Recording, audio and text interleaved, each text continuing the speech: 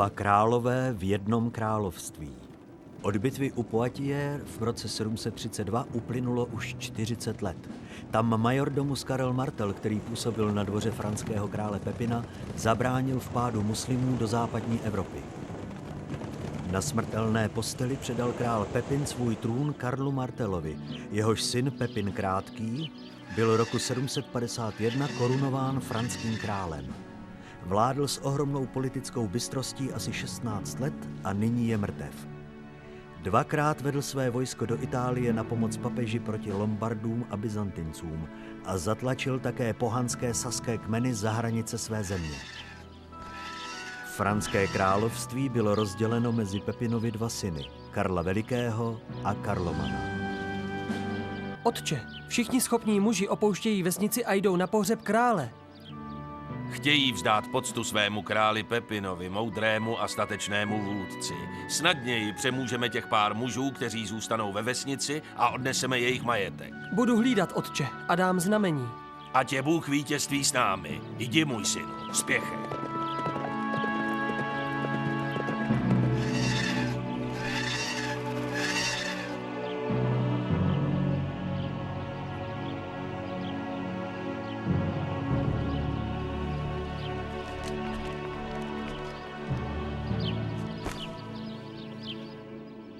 Synu, půjdeš dlouhou cestu, polib rakev s jeho ostatky za nás všechny. Neboj se, dostanu se tam včas. Pohřeb bude nejdříve za 2 dny. Odteď budou vládnout jeho dva synové. Ne, doufám, že vládu převezme Karel Veliký. Mám ho raději než Karlomana, je odvážnější. Možná právě proto bude Karloman lepším velitelem Franků. Myslím, otče, že náš lid potřebuje nového, odvážného krále. Jenom doufám, že je moudřejší než ty. Jdi, můj synu.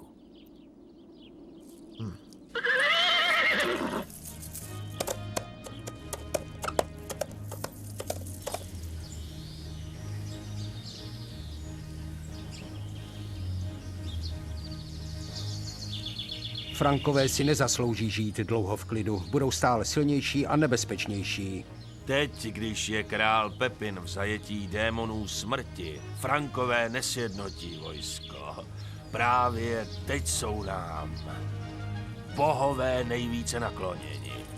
Saské kmeny budou útočit všude. Už je čas. Nikde nikdo! Jsou pryč!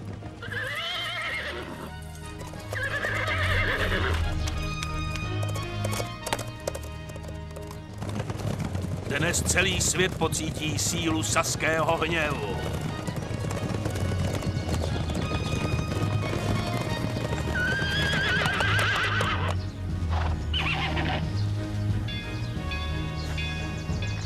Sasové. Do zbraně!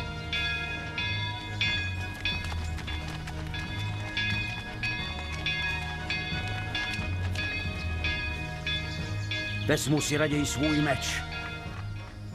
Proč nedáš rozkaz k útoku? Myslel jsem, že chceš využít momentu překvapení. Překvapili jsme je, můj synu. Chci se vrhnout na svého nepřítele, když bude křičet a utíkat hrůzou. My jsme pro ně jako smrtka na koni mávající kosou. Otče, nebojím se smrti. Říkáš to, protože si jí nikdy nestál tváří v tvář. Dnes nastal okamžik pomsty za tisíce Sasů, které zabili a také za půdu, kterou nám vzali.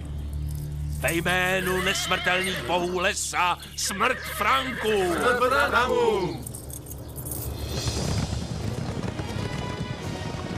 Ve jménu Boha vezmeme je s sebou do pekla.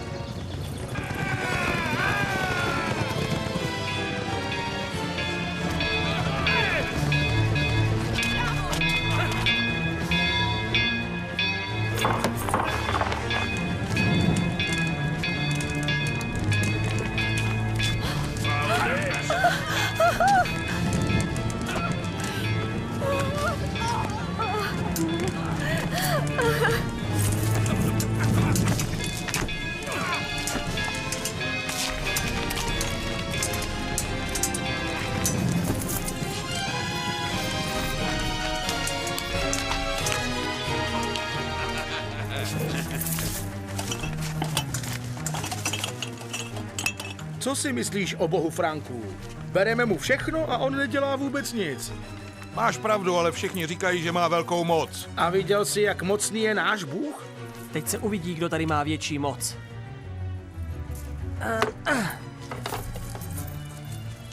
Už vidíš, kdo je tady mocnější?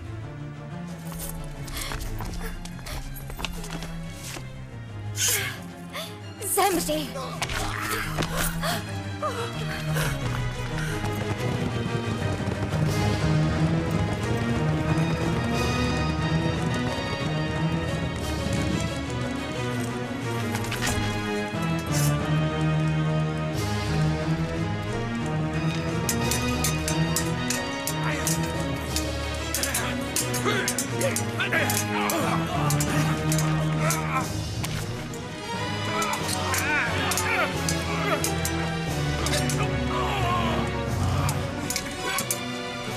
Zadržte!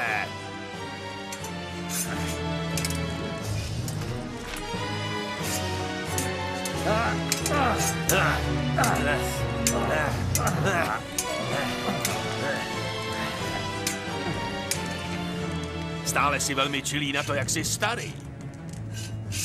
Zabil jsem nejméně 1000 lidí, ale všechny ve spravedlivém souboji, zatímco ty si nás napadl, když všichni naši schopní muži jsou pryč.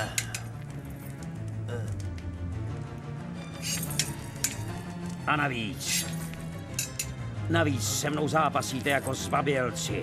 Možná mě zabijete, ale nevystrašíte mě zatracení Sasové. Už jsem mnohokrát stál tváří v tvář smrti. Nedopřeji ti radost ze smrti, starče. Chci tě živého, abys mohl truchlit pro své lidi. Chci, abys Frankům oznámil, že Sasové jsou stále živí a neporazitelní, protože jste je nikdy nebyli schopni zničit. S Bohem! Otče, proč si ho nechal žít? Viděl jsi jeho pohled? Ten muž neměl strach ze smrti, ale ti, kterým o nás řekne, se nás bát budou. Věř mi, synu.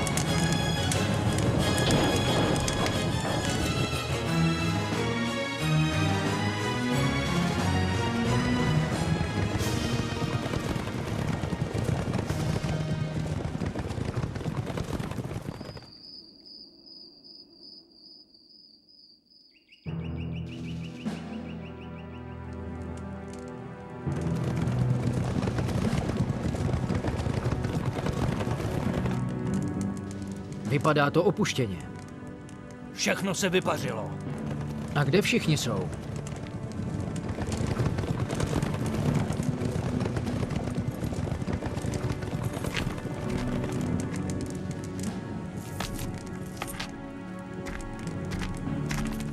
Otče, co se ti stalo? Nechali mě tady s hanbou, že žiju, můj synu. Zabili všechny. Sasové za tuto ohavnost draze zaplatí. Nakonec budeme mít krále, který nás povede. Král Karel je spravedlivě potrestá.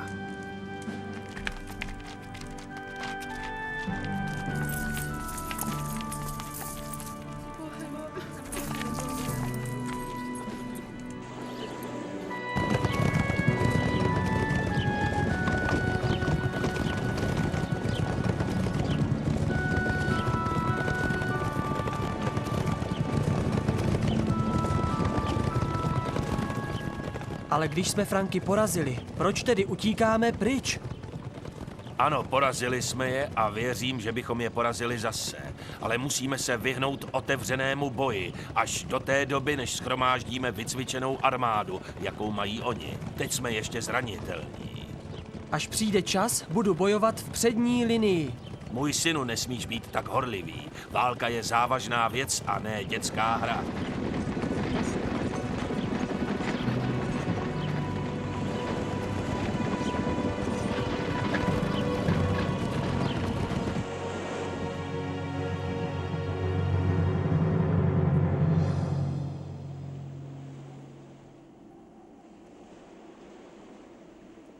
Musíme na ně zaútočit dříve, než dojdou k lesu a přejdou přes řeku. To je jediná šance.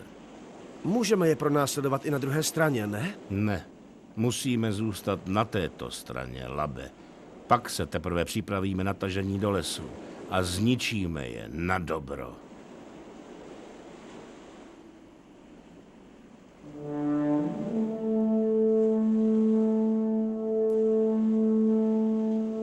Před, ve jménu Krista. Do útoku, vyhrajeme za slávu Franků!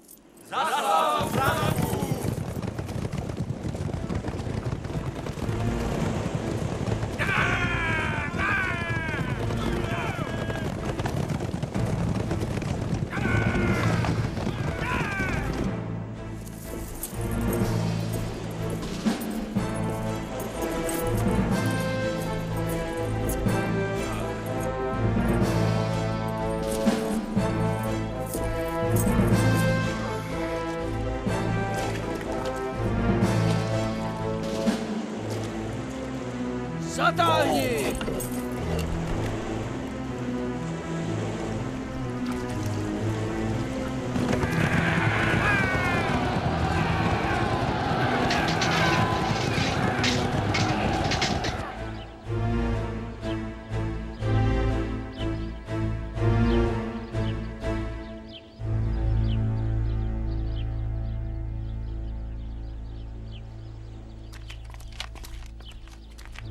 Albindo, slib mi, že uděláš všechno dobře. Budeš na mě pyšný, otče. Raději zemřu, než bych zradil naši krev. Jdi, můj synu.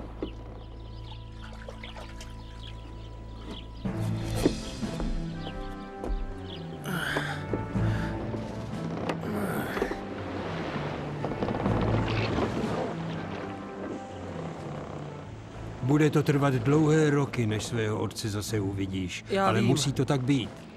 Byl jsi vybrán, protože jsi odvážný. Viděl jsem boj. Můj otec trval na tom, abych se naučil bojovat a byl v bitvách sebejistý. Můžeš mi říct, kam to jedeme? Připojíš se k Nordelbingovi. Je to obchodník s kožešinami. Vezme tě na území Franků do svého domu se svými syny. Naučíš se mluvit a psát jejich jazykem. A proč se to musím naučit? Proč tam musím jet? Protože budeš ve vozech obchodníků s kožešinami.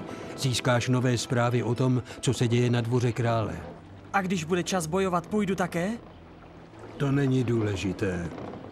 Budeš bojovat každý den. Jdi.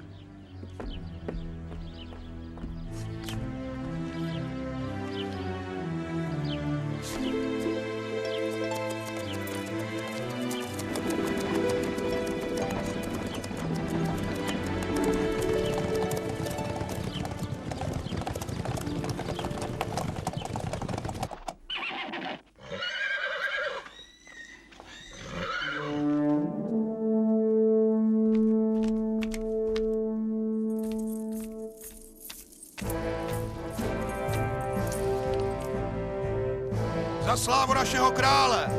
Za slávu našeho krále! Ve jménu našeho krále před! Ve jménu našeho krále před!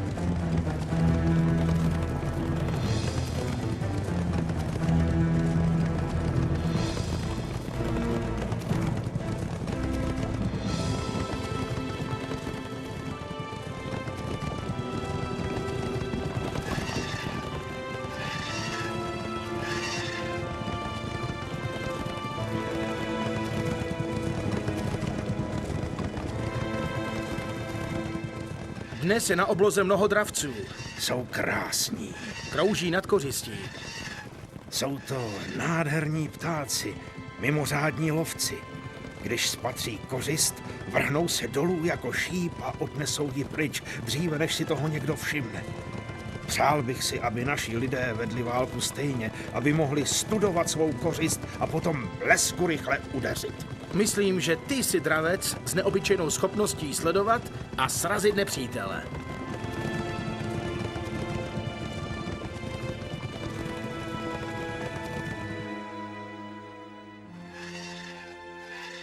To je poustevna Panny Marie. Požehnaný je člověk, který miluje zákon Boží a přemýšlí nad ním ve dne i v noci. Takový člověk bude jako strom rostoucí vedle řeky. Ponese ovoce, až přijde pravý čas a jeho listí nikdy neopadá a všechna jeho práce bude splněna. Ale nebude to tak pro ty, kdo v Boha nevěří. Jako plevel budou roztroušeni ve větru. Pán dohlíží na spravedlivé, zatímco cesty hříšníků skončí v troskách.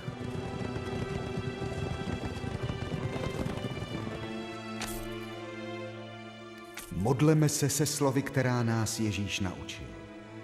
Otče náš, jenž si na nebesích, posvěť se jméno tvé, přijď království tvé, buď vůle tvá jako v nebi, tak i na zemi. Chléb náš vezdejší dej nám dnes a odpusť nám naše viny, jako i my odpouštíme našim viníkům. A neuveď nás v pokušení, ale zbav nás ode všeho zlého. Dej, ať Ježíš vyslyší naši modlitbu.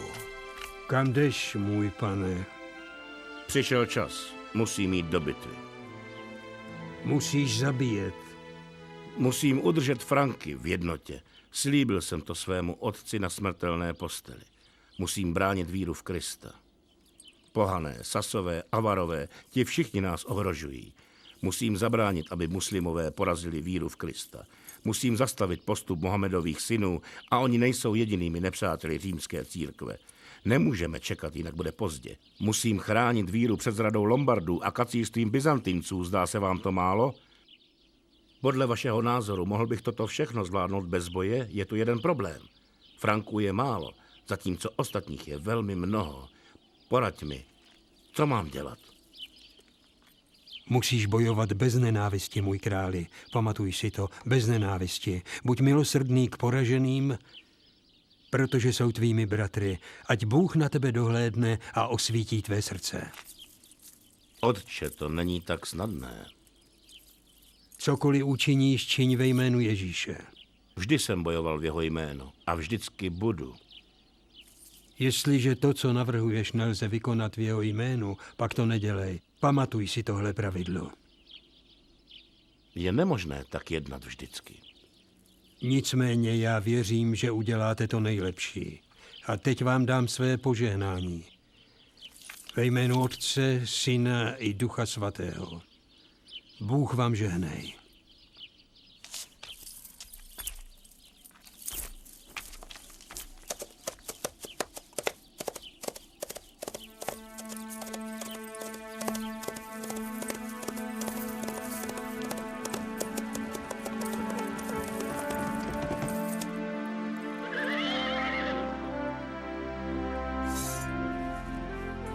Ve jménu krále Karla. Pro krále Karla budeme bojovat na život a na smrt. Vítězství, vítězství! Zvítězíme.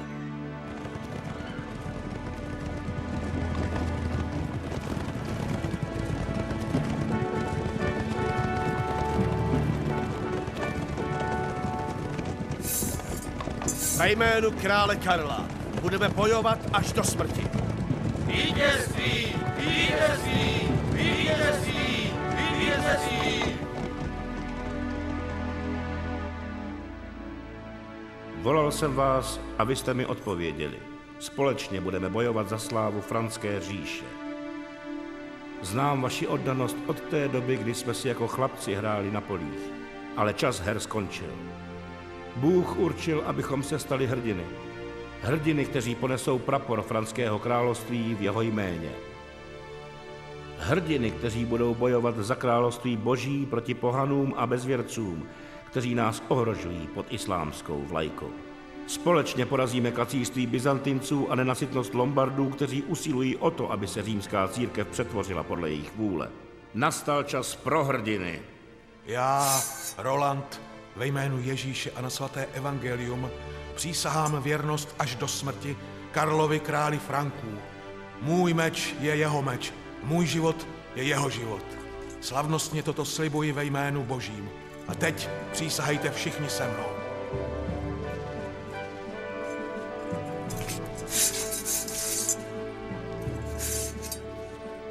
Přísáháme do poslední kapky krve. Toto byl magický okamžik. Karel věděl, že je na své nepřátele sám. Jeho dohoda s bratrem Karlomanem totiž ztroskotala. Pro bezpečí franského království jeho matka královna Bertráda přesvědčila své 2 syny, aby se oženili se 2 sestrami, dcerami lombardského krále Desidéria. Ermengarda si vzala Karla, který už měl syna s Imiltrudou, kterou musel opustit. A Gerberga si vzala za muže Karlomana. Tyto sňatky ale ještě více rozdělily tyto 2 dědice franského trůnu. Ermengarda neměla děti a proto Karel neváhal požádat papeže o zrušení jejich manželství. Karlomanovo manželství bylo šťastné a jeho lombardská žena se stala panovníkovou nejvěrnější rádkyní. Ba co víc, Karlomanovo království sousedilo s královstvím jeho tchána.